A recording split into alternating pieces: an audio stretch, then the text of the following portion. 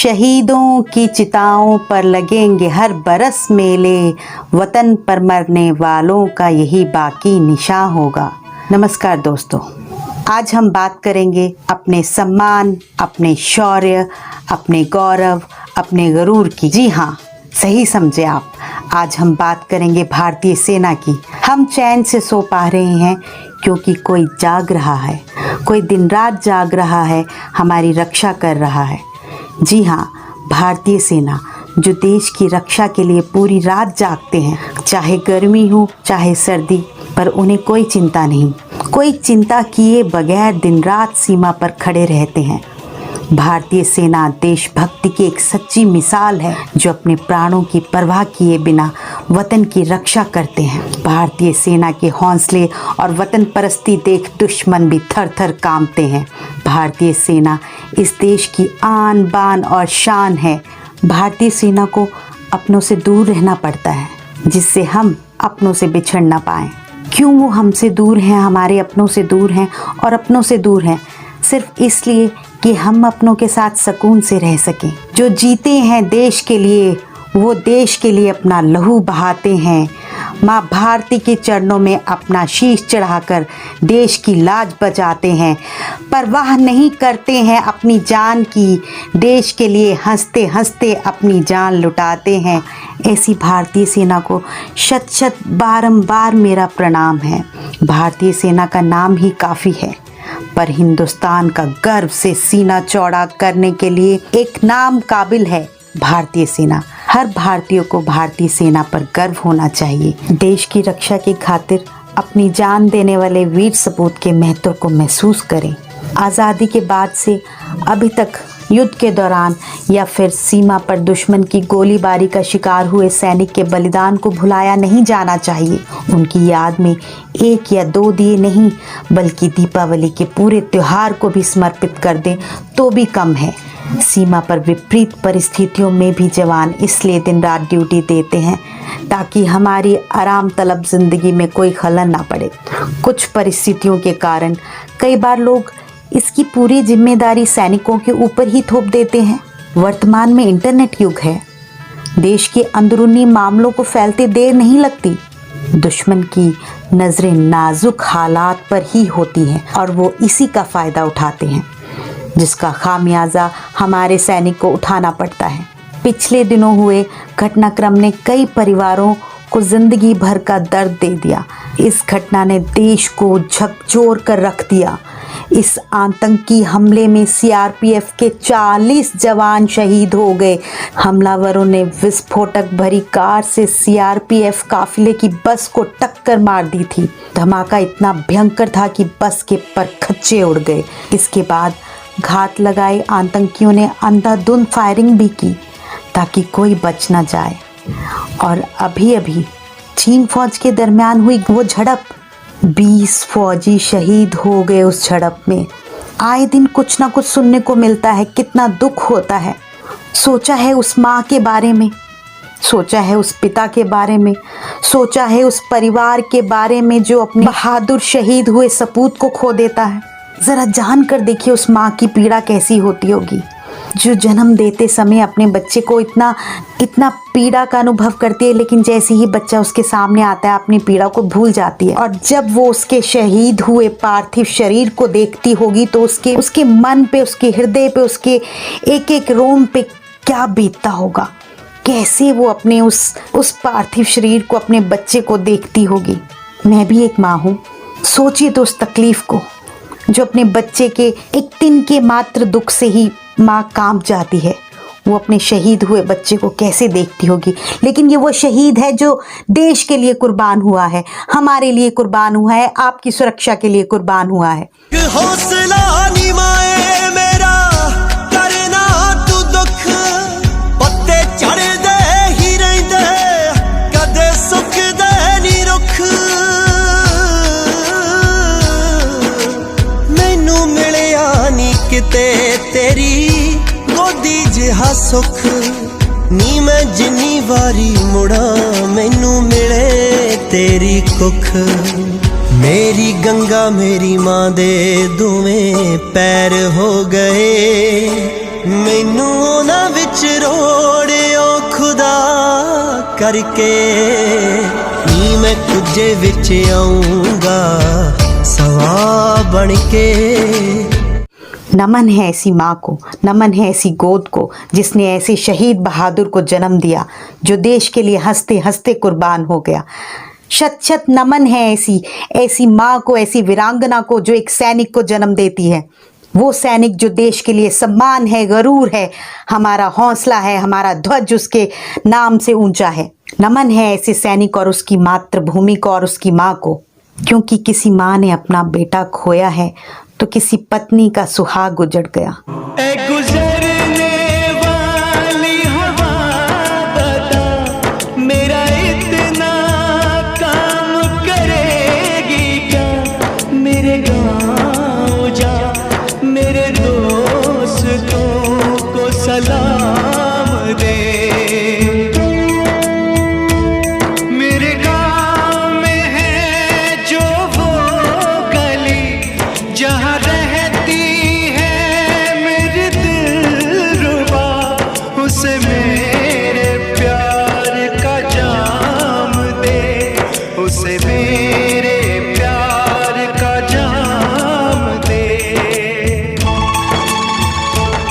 वहीं थोड़ी दूर है घर मेरा, मेरे घर में है मेरी बूढ़ी माँ, मेरी माँ के पैरों को छू के तू उसे उसके बेटे का नाम दे। कैसी वो घड़ी होती होगी, कैसी वो दुखद घड़ी जब उसका पुत्र देश के तिरंगे में लिपटा हुआ आता है और वो माँ महान है जो फूट फूट कर रोते हुए अपनी शहीद बेटे के सामने अपने देश के सम्मान में खड़ी होती है और जय हिंद का नारा लगाती है। उस बहन के बारे में सोच के देखिए जिसका इंतज़ार कभी ना ख़त्म होगा, जो हर रक्षाबंधन पर रोएगी, इंतज़ार करेगी।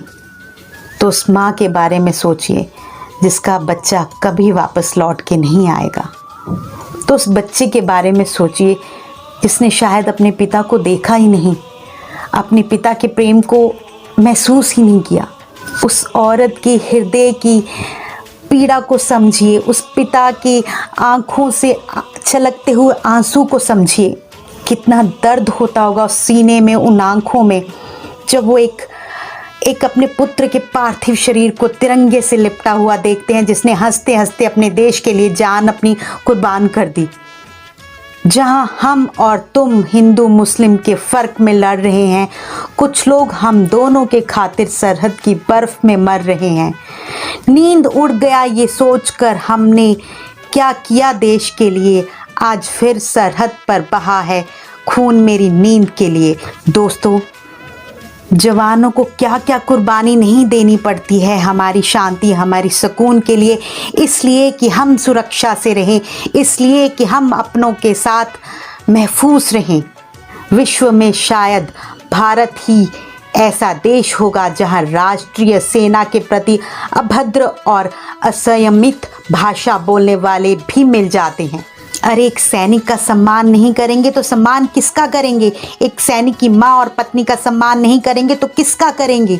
जिसकी वजह से आप सुरक्षित हैं, आपका परिवार, आपकी पत्नी, आपके बच्चे, आपकी माँ, आपके पिता, आपके भाईजन, हर कोई उन्हीं की वजह से सुरक्षित है। आप उन्हीं का अपमान करने पर उतर आए।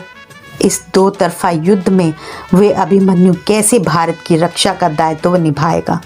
सोचिए, क्या सेना भारत से अलग किसी दूसरे ग्रह से आई है? अरे वो भी तो इंसान है जिसके साथ हमारा कोई रिश्ता नहीं। सोचा है उस पत्नी के बारे में जिसे पता है कि मेरे पति अब देश की सेवा के लिए जा रहे हैं और सीमा पर जा रहे हैं, शायद वापस मिलूंगी नहीं पता, लेकिन फिर भी गर्व से सिर पर तिलक करके देश की सीमा की रक्षा के लिए भेज देती है। सोचा है आपने कैसे अपना परिवार संभालती है, कैसे अपने बच्चे संभालती है? अपनी परिवार की कोई समस्या अपने पति, सैनिक पति से नहीं बताती है कि कहीं उसका ध्यान ना बढ़ जाए, कहीं वो देश की सीमा पर देश की सेवा से ना भटक जाए। अरे किस तरह अपने परिवार की जिम्मेवारी उठाती है, अपने बच्चों का दायित्व उठाती है, हर दायित्व खुद वो हर तरह से निभाती है कि बस उसका पति देश की रक्षा करे। सैनिक ही राष्ट्र का असली नायक है। वे निस्वार्थ भाव से अपने देश की सेवा करता है और अपने देश और देशवासियों के लिए बलिदान करता है। अरे दो चीज़ों से तो देश चल रहा है, जय जवान जय किसान।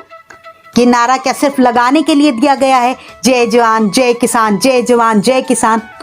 अरे इस नारे की गहराई को भी समझिए। इन दो व्यक्तियों पे हमारा देश टिका हुआ है। शत शत नमन है ऐसे वीर बहादुर पुरुष को, जो किसी का भाई है, जो किसी का पति है, किसी का बेटा है। सैनिक का जीवन कठिन होता है, कठिनाइयों से भरा पड़ा है। उन्हें कई चुनौतियों का सामना करना पड़ता है। सैनिक एक राष्ट्र का गौरव होते हैं, एक गरूर होते हैं। वे अनुशासित, साहसी और निस्वार्थ हैं। उनका जीवन चुनौतियों से भरा है और वे प्रत्येक चुनौती का सामना अपने चेहरे पर मुस्कान के साथ करते हैं। जो कोई भी सैनिक बनना चाहता है, वे वास्तव में एक महान आत्मा है। वे अपने देश और देशवासियों से प्यार करता है और उनकी रक्षा और अपने सम्मान को बचाने के लिए किसी भी हद तक जाने को तैयार है। सैनिक को अपने व्यक्तिगत जीवन या इच्छाओं की परवाह नहीं। पर क्यों नहीं? क्या वो एक इंसान नहीं? उसका हृदय नहीं? क्या वो पिता नहीं? क्या वो एक पति नहीं? क्या वो एक बेटा नहीं? पर वो एक जुनून रखता है। वो जुनून है कि सिर्फ देश की सेवा, देश की सेवा, देश की सेवा। उनका देश उनके लिए सबसे पहले आता है। जय हिंद का नारा सीमा पर लगाते चले जाते हैं वो वीर जवान और खुद को कुर्बान कर देते हैं एक नारे के साथ, जय हिंद, जय हिंद। देश के दुश्मन से लड़ना आसान नहीं। गोला बारूद कोई खेलने की चीज नहीं। जिनको वो चलाना सीखते हैं वो एक बेहद कठिन कार्य है, किसी आम इंसान के बस का नहीं। ये उनमें सर्वश्रेष्ठ को बाहर लाता है और उन्हें युद्ध के मैदान के लिए तैयार करता है। हमें शांतिपूर्ण वातावरण में रहने और अपने व्यक्तिगत जीवन का ध्यान केंद्रित करने का विशेष अधिकार केवल इसलिए मिलता है क्योंकि सैनिक 24 घंटे हमारे देश की रखवाली कर रहा है। वे देश में हर समय एक शांतिपूर्ण वातावरण सुनिश्चित करते हैं। वे अनुशासित हैं और जिम्मेदारी से कार्य करते हैं। देश की सीमा पर हर वक्त डटकर खड़े हैं कि कहीं दुश्मन की आंख भी हमारी देश की सीमा को छू ना जाए। नमन है ऐसे सैनिक को, नमन है ऐसी माता को, नमन है ऐसी पत्नी को। मेरा नमन है ऐसी वीरांगना को जिसने ऐसे बहादुर पुत्र को जन्म दिया और ऐसे पुत्र को जिसने देश के सम्मान को ऊंचा उठाया। तो अंत में दोस्तों, मैं एक सैनिक की तरफ से कहना चाहूँगी, किसी गजरे की खुशबू को महकता छोड़कर आया हूँ। मैं नन्ही सी चिड़िया को चहकता छोड़कर आया हूँ। मुझे छाती से अपनी तू लगा लेना ऐ भारत माँ। मैं अपनी माँ की बाहों को तरसता छोड़कर आया हूँ। मैं अपनी माँ की बाहों को तरसता छोड़कर आया हूँ। जय हिंद, जय भारत।